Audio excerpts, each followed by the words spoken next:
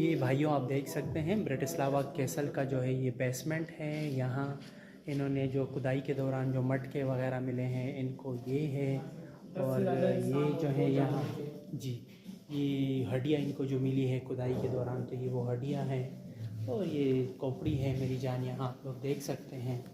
ये देखिए ये ब्रिटिस्लावा में खुदाई के दौरान जो खोपड़ी मिली थी ना, ये देखें ये खोपड़ी मिली है इनको। ये इन्होंने लिखा हुआ है अंग्रेज़ी में, हमने यहाँ से पढ़ा कि खुदाई के दौरान ये चीज़ मिली थी और वो चीज़ मिली थी फ़लाँ फ़लाँ। तो प्यारी जगह है, बहुत अच्छा एक्सपीरियंस रहा हमारा और मज़े वाली चीज़ें हैं। ये मुख्तलिफ़ किस्म के पत्थर वगैरह यहाँ जो खुदाई में निकले थे, तो वो पत्थर वगैरह इन्होंने यहाँ लगाए हैं। ये वो टूटे हुए मटके शटके हैं, ठीक है ना। ये आप देख सकते हैं। ये जो है लोहे के मतलब जो औज़ार होते हैं उनके टुकड़े वगैरह है, ये यहाँ से मिले हैं। मैं खैर यहाँ से नहीं, मैं पाकिस्तान से, मैं खुदाई में नहीं निकला। अच्छा, ये भी खुदाई के अंदर निकले हैं, ठीक है ना।